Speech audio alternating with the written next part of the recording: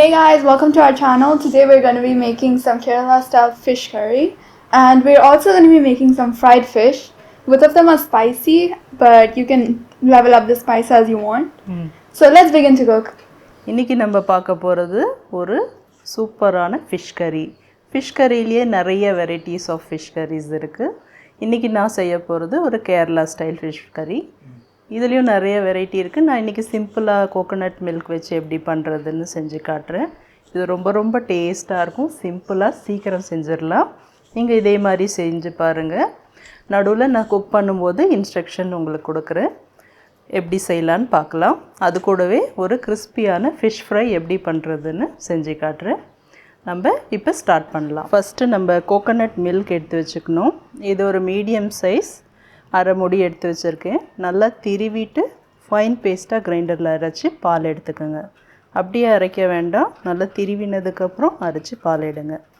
அப்புறம் இதுக்கு மெயினாக தேவையானது சின்ன வெங்காயம் ஒரு ஹேண்ட்ஃபுல்லாக எடுத்து வச்சுருக்கேன் நான்.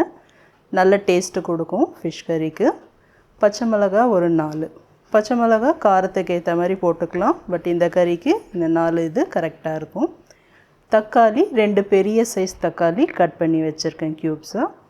பூண்டு ஒரு சின்ன ஒரு போடு வச்சுருக்கேன். பிடிக்கல அப்படின்னா நீங்கள் இதை ஸ்கிப் பண்ணிடலாம், 2 பீஸ் போடலாம். கறி லீஃப் எடுத்து வச்சுக்கோங்க. தாளிக்கிறதுக்கு கறி லீஃப். நான் இதுக்கு கல் உப்பு யூஸ் பண்ண போகிறேன். உங்கள் டேஸ்ட்டுக்கு எவ்வளவோ அவ்வளோ போட்டுக்கலாம். தனியாத்தூள் 2 table spoon, chilli powder 2 table spoon, தாளிக்க வெந்தயம் 1/2 ஸ்பூன், கடுகு 1/2 ஸ்பூன், டர்மரிக் பவுடர் மஞ்சத்தூள் ஒரு 1/4 டீஸ்பூன். அவ்வளோதான்.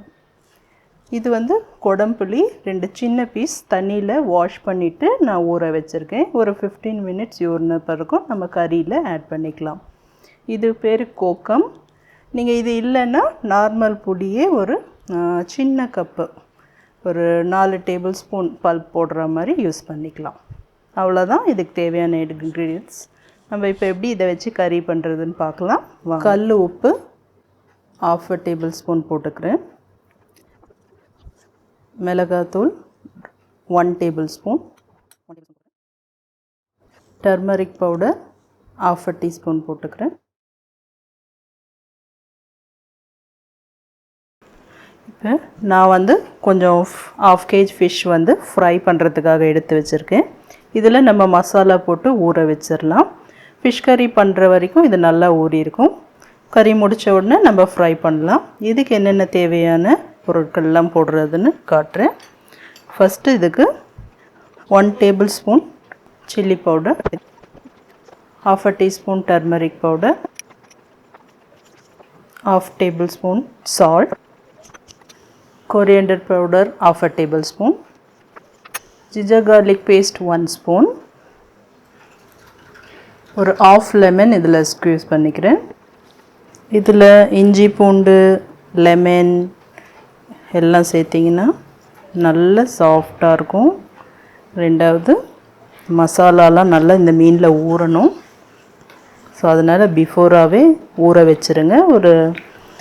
அவ்வளோதான். இது ஊறட்டும். நம்ம குழம்பு செஞ்சுட்டு ஃபைனலாக வறுத்துக்கலாம். 4 டேபிள் ஸ்பூன் கோகோனட் ஆயில் போட்டிருக்கேன். நல்லா ஹீட் ஆகட்டும். ஹீட் ஆனதும் 1/2 டேபிள் ஸ்பூன் மஸ்டர்ட் சீட், வெந்தயம் ஒரு 1/4 டேபிள் ஸ்பூன், ரெண்டும் நல்லா பொரியட்டும். கடுகு நல்லா வெடிக்குது.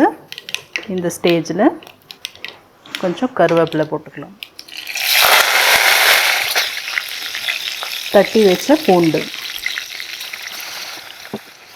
நல்லா குக் ஆகும்போது 1 கப் ஃபுல்லாக நம்ம சின்ன வெங்காயம் எடுத்து வச்சுருந்தோம் இல்லையா, அதை ஆட் பண்ணிக்கலாம். இது கொஞ்சம் நல்லா ப்ரௌனிஷாக வரட்டும். ஒரு பிஞ்ச் நான் கல்லுப்பு போட்டுக்கிறேன். இந்த ஸ்டேஜில் நம்ம 4 க்ரீன் சில்லிஸ் ஆட் பண்ணிக்கலாம். கட் பண்ணி போடுங்க க்ரீன் சில்லிஸ், இல்லைன்னா வெடிக்கும். இப்போ 2 பெரிய டொமேட்டோஸ் கட் பண்ணி வச்சுருக்கேன், அதை ஆட் பண்ணிக்கலாம். தக்காளி நல்லா சாஃப்டாக வதங்கட்டும், அது வரைக்கும் வெயிட் பண்ணலாம். ஒரு மூடி போட்டு கவர் பண்ணி வைக்கலாம். மீடியம் ஹீட்டில் வச்சுட்டு கவர் பண்ணிவிடுங்க. இப்போ பார்க்கலாம், நல்லா குழஞ்சி வெந்திருக்கு தக்காளி. இந்த ஸ்டேஜில் நம்ம பொடியெல்லாம் போட்டுக்கலாம். லோ ஃப்ளேமில் வச்சுட்டு பொடியெல்லாம் போடுங்க. Turmeric quarter teaspoon, chilli powder 1 tablespoon, coriander powder धनिया தூள் 2 tablespoon, கொஞ்சம் ராக் சால்ட் நான் ஒரு ½ ஸ்பூன் போட்டுருக்கேன். ஃபிஷ்லேயும் ஊற வச்சுருக்கோம் இல்லையா, நல்லா பார்த்து போட்டுக்கோங்க. டேஸ்ட் பண்ணிவிட்டு அப்புறம் ஆட் பண்ணிக்கலாம். இது நல்லா இந்த எண்ணெயிலே பொரியணும். மசாலாலாம் பச்சை வாசனை போகிற வரைக்கும் வதக்குங்க.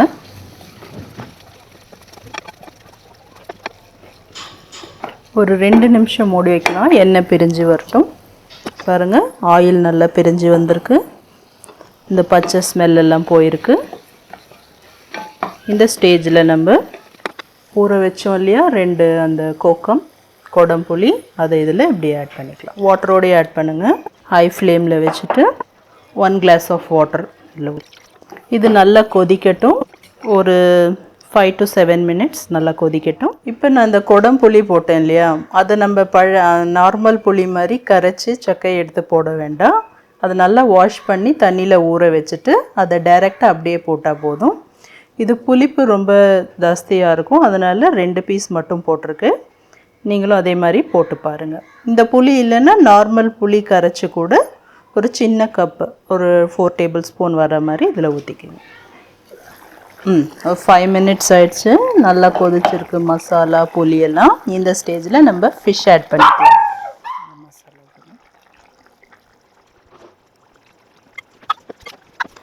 இதை ஒரு தடவை நல்லா மிக்ஸ் பண்ணி விடுங்க. ஃபிஷ் எல்லாம் நல்லா உள்ளே முழுகிற மாதிரி. இது ஒரு 3 minutes கொதிக்கட்டும். ஃபிஷ் போட்ட உடனே மூடி வச்சு கொதிக்க வைங்க. ஒரு 3 minutes ஆயிடுச்சு. இந்த ஸ்டேஜில் நம்ம கோகோனட் மில்க் ஆட் பண்ணிக்கலாம். ½ கோகோனட் கிரேட் பண்ணி அதை மில்க் எடுத்து வச்சுருக்கேன், இதில் ஊற்றிக்கலாம். அவ்வளோதான்.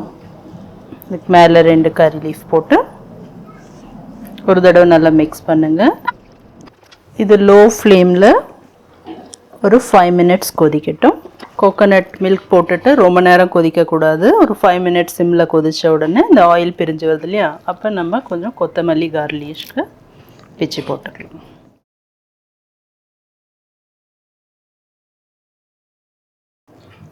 இப்போ நம்ம ஃபிஷ் ஃப்ரை பண்ணிக்கலாம். பேன் நல்லா சூடாயிடுச்சு. நல்லா நிறைய ஆயில் ஊற்றிக்கோங்க. ஃபிஷ் எல்லாம் இதில் போட்டுக்கலாம். இப்போ இது வெந்துருச்சு. இன்னொரு பக்கம் திருப்பி போட்டுக்கலாம். 2 சைடும் நல்லா குக் ஆனதும் எடுத்துடலாம்.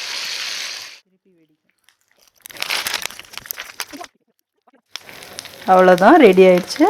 இதை நான் பிளேட்க்கு ட்ரான்ஸ்ஃபர் பண்ணேன்.